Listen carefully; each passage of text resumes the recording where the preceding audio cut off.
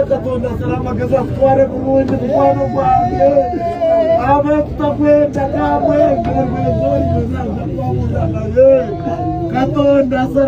mukwano gwange utwara bulungi sina kyakukola mirundi oluvudeko simanyi bwesigaza. Bwe nali mu ddwaliro we nasembayo omulaba yaŋŋamba Tamale mundabiridde naye muyinza obutanzija wano nze nga taata manyi ayogera byogere ne vidiyo taata gye yasembayo okukola eri akifendingazi bamafiya mutukoze bubi nnyo okutta Tamale emirundi kano saagala kuva ku muzindaalo olw'eddakiika emu nga sikoogedde abadde buli ddakiika nga puroguramu gy'abeerako ng'alina okwogera ku kigambo bamafiya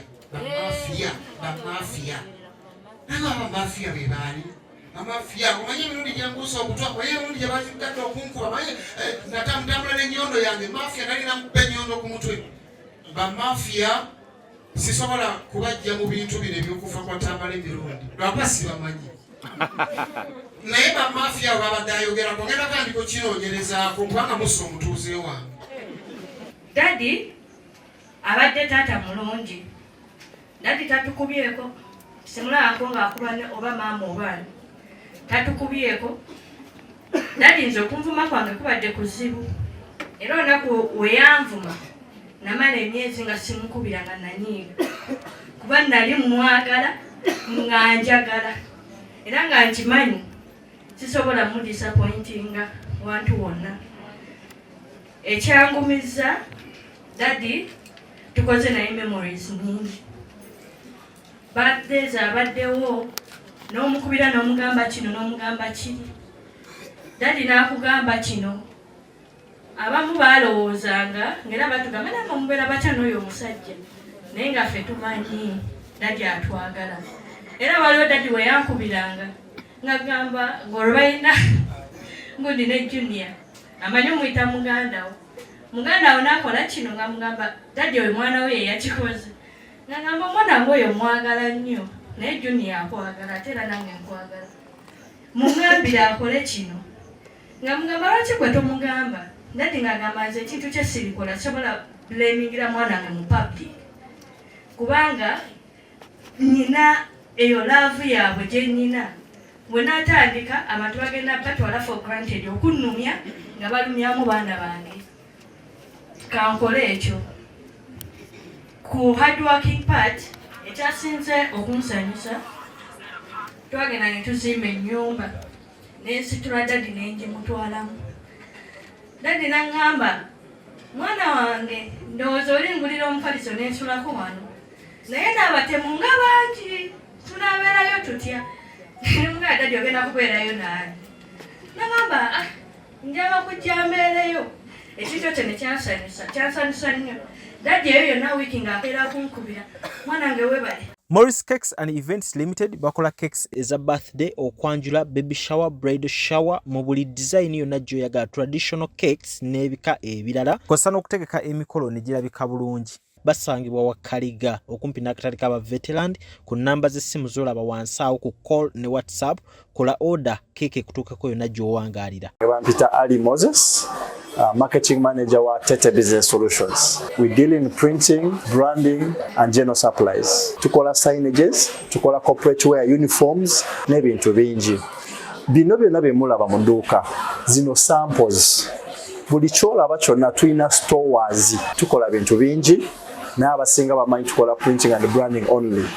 Naye tukola bingi, tulina departments ezirimu civil engineering, ezirimu installations, mechanical installations n'ebirala. Tuli located at Lighthouse Arcade behind Charm Towers, C12. Era bw'otuuka ku C12 obupande waffe wonna oba obulaba. Oyagala okulaba ennyimba, comedy oba interview z'abayimbi empya, genda ku yo TV app Bolingo Extra ku shillings 600 ofune MBs 250 okulaba kyoguze onyumirwe. Bali abamuwaddeko obujulizi nti babadde nnyo nga bali naye nze ebbanga lye mbadde musange tonotono nga ndaga nti andowoozaako ate nange mbadde mu followinga nnyo nange tampisizaamu ko gaali yadde olunaku n'olumu naye kyebadde Tamale Mirundi nti yenga ekintu bwakimanyi mutuufu bwakyo bwakyogera mbukyamu bwakyo wakola ki bwakugamba ng'akusanze. Era nasooka okusanga Mwami Tamale Mirundi namusanga ku Beat FM nga tamumanyi nze ne muyambye ne mugamba nze Mathias olukagana nti otyo gw'oli mugezi nnyo, ennyimba z'oyimba za magezi nnyo. By then yali 2012 nga nangafulumya bakoowu ne paalamenti yaffe n'aŋŋamba nti mu mawanga gali agaakula ennyo bwe baali badde bakuyita ne bakutikkira olw'amakulu g'ennyimba ezo z'okola ki z'oyimba. Naye waayita omwezi gumu munnange ate era kabaka naye n'ampita n'antikkira. Kitegeeza Tamale Mirundi abadde musajja muki mugezi nnyo ate nga mulanzi. Najja nti okwegomba Tamale Mirundi ebiseera by'emabega nga bakyakola ku Mambo Bado nze nabbe emmwanyi za muzeeyi kubanga eti mukiteekamu abakamera kino ekyokuba kuba iri tetukkiriza. Naye yanzibisa emmwanyi za muzeeyi nenninnya emmoloka for the first time okujja e Kampala nenzija ndabe Tamale Mirundi ku Mambo Bado nga njala kulabako bulabika kasoba muntu nga sikakasa nti ayogera ebyo muntu. Engeri gyali akolamu analysis ya politics nga olaba alina ekirungo ekyenjawulo kyasinga ku bantu abalala nenzija mulabe nga nkyali muto. Naye munnange netandika omufollowinga byonna buli radio gyabadde abeerako TV wonna wagenda kaswe saa 9 ogw'ekiro nga mufollowinga. Kati Tamale yakonkuludinga ng'agamba nti ffe abaasoma political science kati nemmanya nekyejja mu bwongo bwange nti omuntu ndoza bw'asoma political science abeera mugezi nnyo ngaani nga Tamale Mirundi. Recently bwe nabadde nga nzirayo ku university okusoma nembuuza registrant degree ki erimu course unit eya political science n'aŋŋamba egyo bagiyita BAPA oba Bachelor of Public Administration and Management. Nemugamba egyo ngenda okusoma kubanga mulimu political science era gyensoma saawe nga njagala ntandika okwanalyizinga politics the way Tamale Mirundi used to analyze it. Era kati ndi political analyst sebugoda sobola kuzanyirako olw'ensonga nti badde followinga nnyo omugezi Kakensa. Omanyi abantu abanoonya okumanya nze omuntu muwulirizaako birungi byakola ki. Despite bino ebyobufuzi bye tuwagira ebyaffe ze Tamale Mirundi abadde buli banda basinga bayisaamu eggaali naye nga kyemwagalako naye talina gwawagira. Osanga b'ekibiina kye ab'NRM nga bayisaamu eggaali n'atulumba abannuupu n'abayisaamu egenze tampisangamu n'alumba oli n'alumba jjeno nga mugumu. So era nange yampa confidence nange lwota nnumba nange nkuyisaamu eggaali se nange ndi confident wabadde mukola ki mugoberera. Tufiiriddwa nnyo omwoyo gw'omugenzi Omukama agulamuze ekisa. Bana ina security meeting ekatale mujja kunsonyiwa nze gambagaze head of security nze kyalinga security meeting. So obubbi mwe buli buno bakuba obuyondo bakola ki kati genda mu security meeting etandise naye muzikirize temugamba nti nzize nembe mpankirako nenkola ki nentambula. Kambalekewo ngende ate nebiri bitambule naye nga kitalo nnyo ddala. Junior basaasidde nnyo ne bannamwandu mwenna. Ndowooza katusabe Mukama atuddizeewo mu famire ye omwana ayinza okubeera omugezi nga taata we. Awangaale nnyo Ssaabasajja Kabaka wa Buganda. Webale nnyo Meeya malayika. Taata abadde atwagala nnyo nga taata ne bw'oba wakoze ensobi ng'omuzadde takuvumira mu bantu akudifendinga ne muddayo ewaka nagamba mutabani wano wakoze bwoti ne bwoti. So ffenna taata abadde atwagala nnyo. Taata yatusomesa, taata yatuweerera above taata yatuwa emikwano. Ekyo tukyebaliza Katonda. Taata yatuwa emikwano era mwenna muzze wano kubanga taata yali muntu mulungi era singa teyali mulungi osanga temwandibadde wano. So nze I celebrate him kwebyo byasobodde okukola mu nsi era mwebaza buli kimu. So kiseera kino tujja kuguma kubanga Katonda ye mulwanyi waffe tabadde atulwanirira. Nebaza bonna abajjanjabye taata His Excellency President Museveni atukwatiddeko nnyo gavumenti yonna kubanga wenamenya abantu abamu nnyinza obeerabirayo. Gavumenti yonna batukwatiddeko era tubeebaza. N'abo opposition taata abadde nno tayawula kuba ebyobufuzi bino bye tulimu ebibiina si kikulu nnyo. Taata abadde tayawulanga owe n'alemu amugambako opposition era nalabyeko ne mwami Bobi Wine nga naye atwitinze. So ekyo kye tugenda okutwala mu maaso. Nga maliriza nebaza nnyo mukulu waffe Hamu, nebaza nnyo taata Sali ne bataata baffe bonna, bamama baffe, basinga baffe, bakojja baffe, na buli muntu atukwatiddeko mu kiseera kino. Baganda bange manyi nti ekiseera kino kizibu naye obumu teri kisinga Luganda mu nsi eno. Obumu kino taata kyayagala era kyetulina omukolera. So tubeere wamu, tutwale legase ya taata mu maaso. Taata tumusabire pakati yeetaaga ssaala, tumusabire. Ate ekintu ekyasinga we nali mu ddwaliro we nasembayo omulaba yaŋŋamba Kamale mundabiridde naye muyinza obutanzijja wano. Nze nga taata manyi ayogera byogere. Ne video taata gye yasembayo okukola eri akifendingazi. Video gye yasembayo okukola actually ku Saturday yankubira essimu ku makya. Nenkubira maama ne mugamba taata lwaki ankubidde. Nenkubira taata Sali ne mugamba taata ankubidde Saturday ku makya. Na we natuuka n'aŋŋamba njagala oleeta ab'amawulire. Nina bye nnyenda otangaaza eggwanga. Ne mugamba muzeeyi kati olina ky'ogenda tangaaza kati. Byoyagala okutangaaza biŋŋambe nze mbitangaaze. So nanyiiga n'aŋŋamba abantu balowooza nafa naye njagala mbalage nti sinnafa. Ne mugamba muzeeyi teri agambye nti wafa. Eddie Kenzo bwe yajja ne minisita tuba abba bamaze omubuuza bafuluma bagenda taata yasaba ekifaananyi. Kati ŋŋamba Eddie Kenzo ne honorable minister Nyamutoro tufulume twekubye ebweru ebifaananyi. Taata yapita n'aŋŋamba nze lwaki munzijamu era twamuteekamu ne twekubya ebifaananyi. Amannya nze Nsuuga Mustafa, nkola ne Alihira Holdings Uganda Limited. Tuli bakozi ba biodigester wamu n'okuzimba okw'enjawulo. So olwaleero tuli wano eno nga tuli nkola biodigester.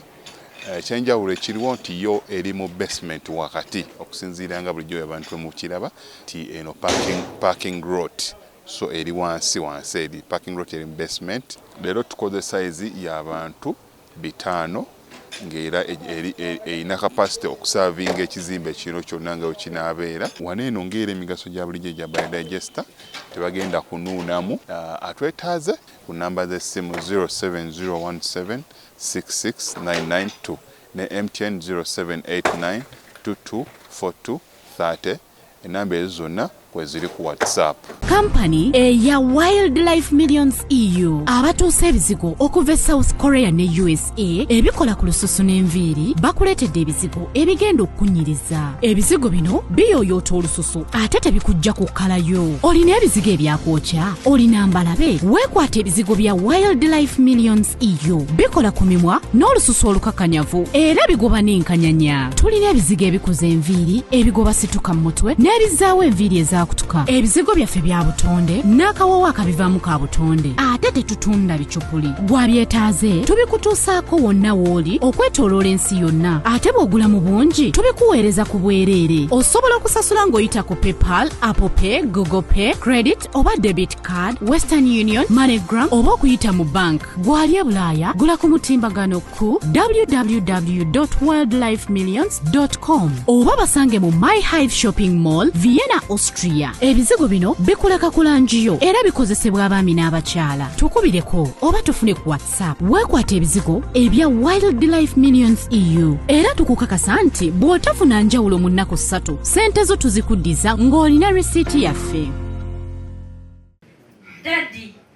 atuweredde ffenna teri mwana atasome masomero amalungi. Daddy yerekereza okuzimba ennyumba ennungi nga future ye nagiraba mu baana be. Daddy yerekereza buli kimu nga ffe balinamu essuubi. Nsirako okwebaza Tata Sally ne Maama. Daddy Sally otwagadde.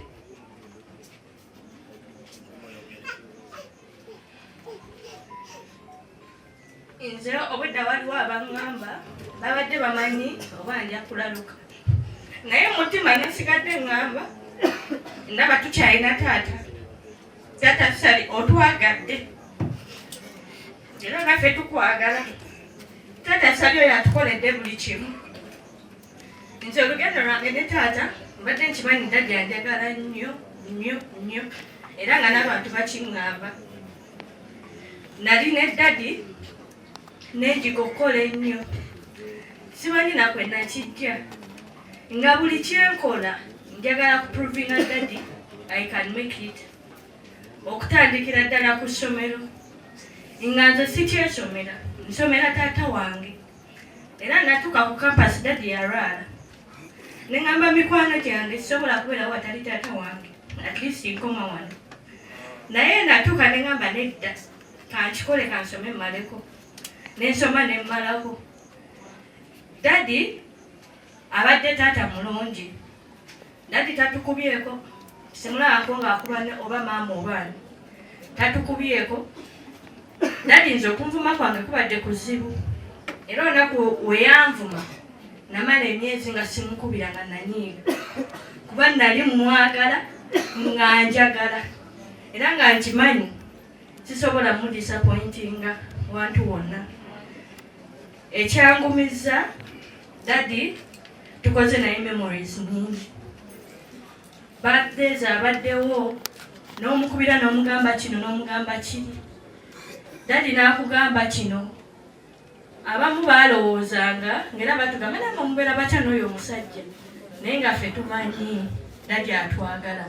Era waliwo Daddy we yankubiranga ng'agamba ng'olwalina ngundi ne Junior amanyi omuyita mugandawo.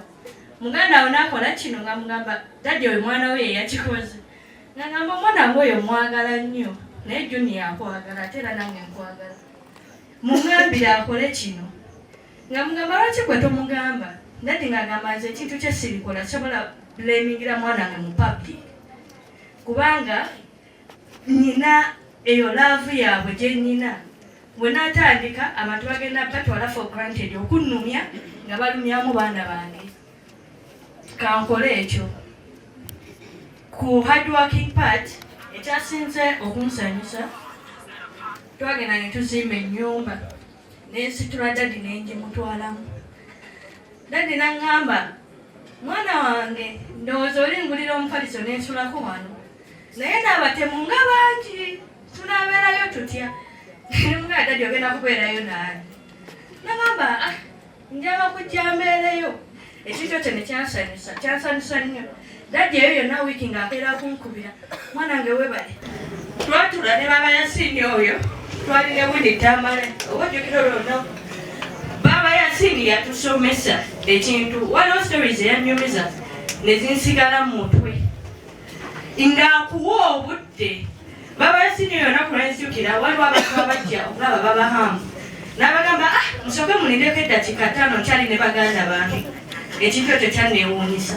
N'atuwa obudde ne twogera n'atugamba mulina kukola kino mulina kukola kiri. Baba tweyanziza. Neebaza ne maama. Maama ayagadde mami. Maama akubira mami. Era olunaku lumu ekintu kye yasinga omugamba yamugamba kye namuyigirako yakubira mami oyo waliwo ebyaliwo. N'amugamba nti ekintu ekisinze okuza abaana bange nasabanga Mukama nga nina kye musuubiza. Nga woba oyagala omwana wo aterere gamba Mukama omwana wange wakola kino ngenda siba zino ennaku ngenda kukoma woba olina omuze n'ogamba Mukama ngenda kukomya kino Mukama ngenda tandika okuwa ofatoreno. Ekintu ekyo kyasigala mu mutwe. Tamale namulaba nali mu senior form 98 mukimanyi abamusinga wano nti ndi muganda w'omugenzi Paulo Kafeero twali tuva mu kivvulu eyo Rakai kaliisizo kati baali bamukwano nnyo Kafeero ne Tamale by then nali mu senior 4 naye nga mkuba ebidongo Kayibanda abimanyi nenzija mu fiizi nengenda nensoma kati bwebe nayo safaari mu kyotero eyo Rakai tusuleeyo gyagambanga nti ebinsuza mu bisekuusi mu bisaakaato kira omugogo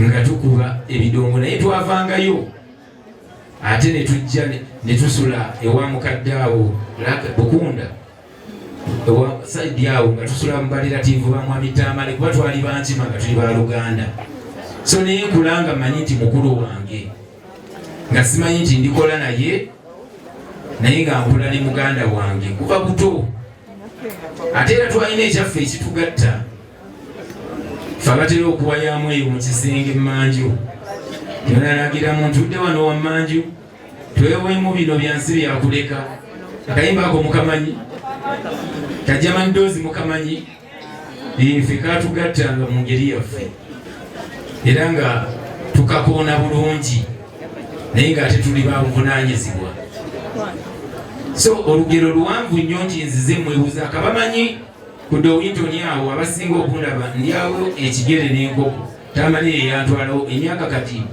gigenze mu 10 n'okusoba ffe tulya lanki yaffe olina ngamba yimba ne kusubira ku lyeri ne mugamba nze wano we tutuula ne tulya ate era ne tunywamu kitegeeza lwali lufuuse Luganda era lujja kusigala nga luli Luganda Tamale nga munyumya n'olaba nze nandibadde muteeka mu kategore yes tusoma ne tusomesa ne tufuna zi PhD ne Tamale nga akola ebintu wa PhD byatasobola kukola nze mutwalanga genius oba omuntu ow'enjawulo nga mu ddakiika emu interpreting ekintu nakikola analysis nakuwa answer oyo ye Tamale ali wano era namubuuza nga naye gwe waŋŋamba nti wakula oli munaku eringa ffe bino wabiyigirawa nti nakuwira ebyemyaka egitali kike neweebuuza yabiyigirawa n'olwekyo tufiiriddwako omuntu